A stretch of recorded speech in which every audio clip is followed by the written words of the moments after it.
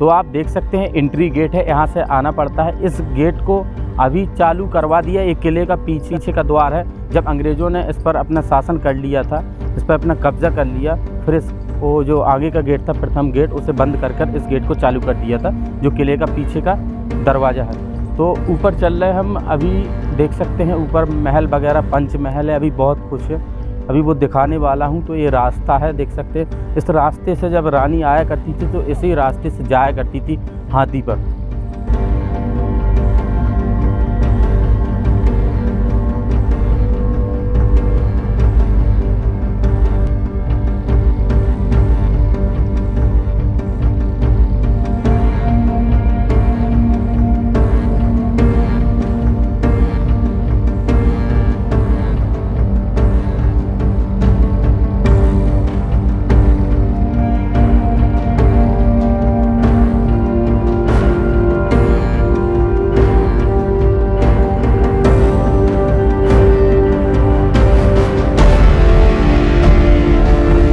हैं यहाँ हम किले के सबसे ऊपरी भाग पर आ गए हैं, और जैसे ही हम यहाँ पर आएंगे तो हमें बाहर का थोड़ा सा आप दरवाज़ा देख सकते हैं, कितना भव्य तरीके से बनाया, बहुत सुंदर लगता है। इसी दरवाजे से रानी जाया करती थी। और यहाँ पर दरअसल आइए एक कलाकारी दिखा रहा हूँ उस समय की। देखिए जैसे तोप लग रही है, मगर एक बंदूकें जैसी आकृति भी है, यहाँ पर देख सकते हैं। ये छोटी सी तोप को दरअसल आप इसे देख सकते हैं, एक छोटी सी तोप है जो यहाँ पर रखी जाती थी। कोई आक्रमण करे तो इसमें बहुत सारे यहाँ पर देख सकते हैं गोलियाँ होती हैं ना, जैसे गोलियाँ की तरह छोटे छोटे गोले होते थे, इसमें फंसाए जाते थे और बराबर एक घलते रहते थे। एक छोटी तोप भी इसे कह सकते हैं, एक बंदूक भी इसे कह सकते हैं। देख सकते हैं इस किले के बाहर जस्ट रखी हैं जो उसी समय की हैं। जाली वगैरह अभी लगा दी गई हैं, तो आप देख सकते हैं सुरक्षा के लिए। दोनों तरफ हमें ये देखने को मिलेंगी। देखिए यहाँ पर भी एक और छोटी तोपें एक यहाँ पर भी है, देखिए यहाँ पर भी रखी हुई है दोस्तों। इस तरफ भी आप देख सकते हैं, किले की सुरक्षा के लिए ही होगी। तो चलते हैं अब इसके अंदर जाएंगे। देख सकते हैं यहाँ पर आप देख रहे हैं इन कलाकारी, उस समय की डिज़ाइन को कितनी बेहतरीन देखने को लगता है कि देखिए कितना बेहतरीन दरवाज़ा है, कितना बड़ा दरवाज़ा। सबसे ऊपरी भाग पर आप देख रहे होंगे दरवाजे के ऊपर एक वहाँ पर दासियाँ थी, जैसे राजा या महाराजा या रानी निकला करती थी तो उन पर फूल वगैरह बरसाया करती थी ऊपर से, देख सकते हैं। और ये दरवाज़ों को दरअसल आप देखिए, ये दरवाजे पहले यहाँ पर लकड़ी के दरवाजे लगे हुए थे, ये सब अंग्रेज़ों ने लगवाए। जब अंग्रेज़ों की यहाँ पर सत्ता आ गई थी, यानी अंग्रेज़ यहाँ पर रहने लगे थे, तो फिर अंग्रेज़ों ने अपने स्तर से इस किले को दरअसल कुछ मॉडिफाई किया, आप देख सकते हैं। तो यहाँ पर आएंगे सब अंग्रेज़ों द्वारा ही ये निर्मित हैं। और जैसे ही यहाँ पे आएंगे तो हमें यहाँ पर तीन चीज़ें जो तीर बने हैं, निशान बने हैं, एक पंचमहल की ओर जाता है, एक मोहम्मद गौस खान की कब्र की ओर, एक आमोद बाग की ओर। तो अभी हम आपको पंचमहल दिखाने वाले हैं जहाँ पर रानी रहा करती थी। उस पंचमहल में जो पंचमहल कहाँ बना है तो देख सकते हैं। यहाँ पर एक छोटी तोपे को भी आप देख लीजिए, यहाँ पर एक किस प्रकार से हैं। एक ये तोप है और एक वो है, दो तोपें और यहाँ पर हैं, छोटी छोटी तोपें हैं जो यहीं पर स्थापित हैं, जो पहले से ही थी। अब चलते हैं उस तरफ जहाँ पर पंचमहल है। और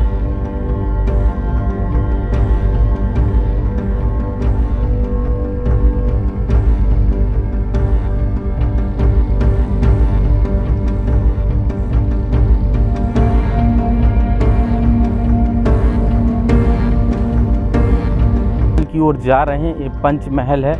यहाँ पर पंचमहल बना हुआ है। पंचमहल के बारे में और बताएंगे क्या क्या है पंचमहल की खासियत, जहाँ पर रानी रहा करती थी। तो इस तरफ का भी देख सकते हैं, ये बाद में किसी ने 1896 में ये देखिए इसका निर्माण हुआ था कुछ। तो देख सकते हैं ये पंचमहल है, यानी कि पंचमहल यानी कि 5 मंजिला ये महल बना हुआ है, जिसे राजा वीर सिंह जोधेव ने, जो ओरछा के राजा थे, 1613 ईस्वी में इसे बनवाया था। अब और इसी महल में महारानी लक्ष्मीबाई यानी कि झांसी की रानी इसी पंचमहल में रही हैं, जो नीचे के भूतल में रहती थी, यानी कि उनका आवास था।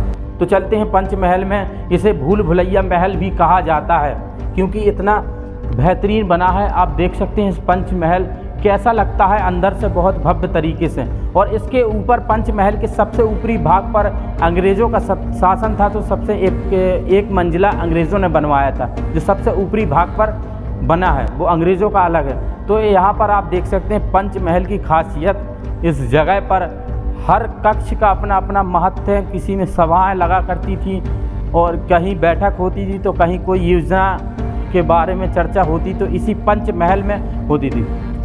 तो देख सकते हैं अब पंचमहल के अब नीचे भाग में हम जा रहे हैं और क्या क्या है पूरा पंचमहल आपको दिखाने वाले हैं। झांसी की रानी का ये पंचमहल देखिए दोस्तों, यहाँ पर भी आप कलाकारी देख सकते हैं पंचमहल को किस प्रकार से बनाया है और कितना अच्छा लगता है ये पंचमहल। यानी कि आज से देखा जाए तो 400 बरस पुराना ये पंचमहल आज भी किस प्रकार से बना हुआ है।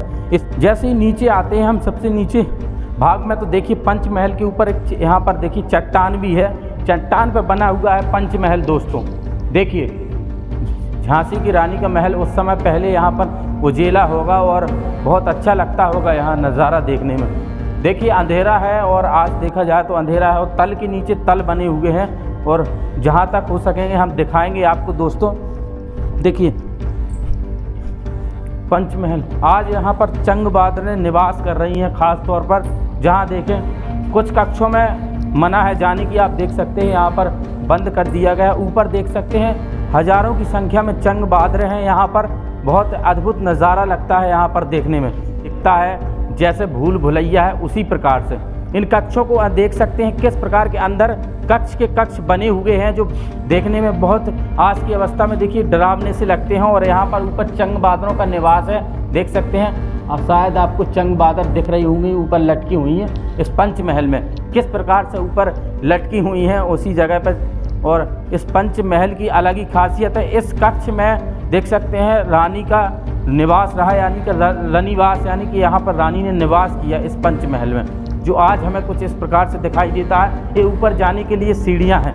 देखिए दोस्तों, दरअसल ये पंचमहल अभी ये बहुत बड़ा बना हुआ है। दरअसल मैंने आपको एक छोटा ही दिखाया है और एक छोटे स्तर पर देख सकते हैं। अब मैं आपको जितना बहुत अंदर बहुत बना है दोस्तों, मैं अंदर नहीं जाऊंगा, अंधेरा है और वहाँ पर चंग बहादुर है और भी जीव जंतु रहते, इसलिए इतना ही मैं पंचमहल आपको दिखाऊंगा। अब पंचमहल के जस्ट बाहर आते हैं। देखिए यहाँ पर जैसे ही यहाँ पर आएंगे तो यहाँ पर बहुत अच्छा नज़ारा मिलेगा हमें देखने के लिए। ये पंचमहल कुछ इस प्रकार से बना हुआ है, यहाँ से आप देख ही सकते हैं कितना बेहतरीन लगता है यहाँ से हमें पंचमहल देखने में दोस्तों, जो रानी का। और यहाँ पर आइए, देखिए इस पंचमहल की अलग ही खासियत है। और यहाँ पे भी मैं दरअसल आपको दिखा दूँ जो छोटे छोटे कक्ष बने हुए हैं वो किस लिए बनाए गए थे। दीवार बहुत मोटी है, देखिए दीवार बहुत मोटी है। दीवार के अंदर एक कक्ष देखिए किस प्रकार से बने हैं। इन कक्षों में खास तौर से उनकी सेना निवास किया करती थी, जो किले की रक्षा किया करती थी। जो भी इनके सैनिक थे उन्हीं का निवास यहीं था और इस जगह पे उनके सैनिक तैनात रहा करते थे, यहीं पर रहते थे। ऊपर जाकर किले की रक्षा के लिए, क्योंकि किले में भी कुछ सेना चाहिए किले की रक्षा करने के लिए, और कुछ सेना इनकी अलग होती थी। उनके लिए किले से कहीं दूर एक सैनिक के लिए एक स्पेशली किला या कुछ ऐसा बना दिया करते थे, जहाँ पर सिर्फ सेना का ही पूरा कब्जा वहाँ रहता था और सेना तैयार रहती थी लड़ने के लिए। तो अब मोहम्मद गौस खां जो तोपची थे, इनके ख़ास तौर पर वहाँ पर उनकी समाधि दिखाने वाला हूँ इस महल के अंदर, जहाँ पर वो समाधि बनी हुई है। तो देख सकते हैं ये मोहम्मद गौस खां की समाधि बनी हुई है, जो रानी लक्ष्मीबाई के तोपची थे, यानी कि जो तोप चलाया करते थे। 4 अप्रैल 1858 को इनकी मृत्यु हो गई थी, जो अंग्रेज़ों के साथ इन्होंने युद्ध किया था और युद्ध में वीरगति को ये प्राप्त हुए। फिर उनको लाकर यहाँ पर उनकी समाधि देख सकते हैं, समाधि यहाँ पर दफना दिया गया और यहीं पर इनकी समाधि बना दी गई है इनकी। देख सकते हैं मोहम्मद गौस खां जो तोपची थे दोस्तों। देख सकते हैं झांसी की रानी का जो शस्त्रागार था, यानी कि जहाँ पर शस्त्र रखे रहते थे, वो एक कक्ष है। इन कक्षों में उनके शस्त्र रखे रहते थे, देख सकते हैं ये शस्त्रागार है। यहीं पर अनेक प्रकार के गोले हुए, जो बंदूकें भी उस समय काफ़ी चला करती थी, तलवारें, भाले, इन्हीं कक्षों में पूरी की पूरी सेना के लिए इसी में रखे रहते थे। यहीं से लेकर जो शस्त्र लेकर युद्ध में जाया करते थे, क्योंकि इन किले में ही इनका एक शस्त्रागार बना हुआ है। तो यहीं पर पूरे का पूरा जो भी इनके शस्त्र होते थे सभी यहाँ पर रखे हुए थे दोस्तों। हम जा रहे हैं आमोद बाग की ओर। आमोद बाग की ओर ये रास्ता है, यहाँ पर देखिए ये लिखा है आमोद बाग। यहाँ पर इस तरफ हम जा रहे हैं और दिखा रहे हैं आगे क्या क्या है आमोद बाग में।